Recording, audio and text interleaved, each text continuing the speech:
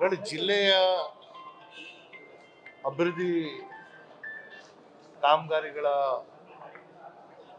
ಶಂಕುಸ್ಥಾಪನೆ ಮತ್ತು ಕಾಮಗಾರಿಗಳನ್ನ ಕೈ ಎತ್ಕೊಂಡಿರುವಂತಹ ಉದ್ಘಾಟನೆ, ಸರ್ಕಾರಿ ಸವಲತ್ತುಗಳನ್ನ ವಿತರಣೆ ಮಾಡುವಂತಹ ಕಾರ್ಯಕ್ರಮಕ್ಕೆ ಇದೇ ತಿಂಗಳು 19ನೇ ತಾರೀಕು ಮಾನ್ಯ ಮುಖ್ಯಮಂತ್ರಿಗಳು ಮೈಸೂರು ನಗರಕ್ಕೆ ಆಗಮಿಸ್ತಾ ಇದ್ದಾರೆ.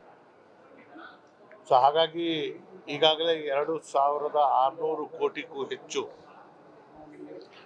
ವಿವಿಧ ಇಲಾಖೆಯ ಕಾಮಗಾರಿಗಳು ಸರ್ಕಾರದಿಂದ ಮಂಜೂರಾತಿ ಪಡೆದು ಕಾಮಗಾರಿಗಳು ಅನುಷ್ಠಾನಗೊಳಿಸಿರುವಂಥದ್ದು ಮತ್ತು ಕೆಲವೊಂದು ಕಾಮಗಾರಿಗಳು ಪ್ರಾರಂಭ ಮಾಡಬೇಕಾಗಿರೋದ್ರಿಂದ ಒಂದು ಕಾರ್ಯಕ್ರಮ ಮೈಸೂರು ನಗರದಲ್ಲಿ ಆಗಬೇಕು ಅನ್ನೋ ಚರ್ಚೆ ಇವತ್ತಾಗಿದೆ.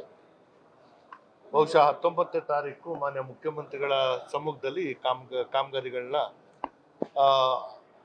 ಗುದ್ಲಿ ಪೂಜೆ ಮತ್ತು ಲೋಕಾರ್ಪಣೆ ಮಾಡುವಂಥದ್ದಕ್ಕೆ ಮುಂದಾಗ್ತದೆ.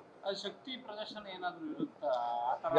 ನೋಡಿ, ಈಗಾಗಲೇ ಸರ್ಕಾರದ ಮೇಲೆ ಇರುವಂಥ ಜವಾಬ್ದಾರಿಯನ್ನ, ಜನರಿಗೆ ನಾವು ಕೊಟ್ಟಂತಹ ನಮ್ಮ ಭರವಸೆಗಳನ್ನ ಈಡೇರಿಸಿರುವಂತಹ ಸಂಭ್ರಮ ಅದು.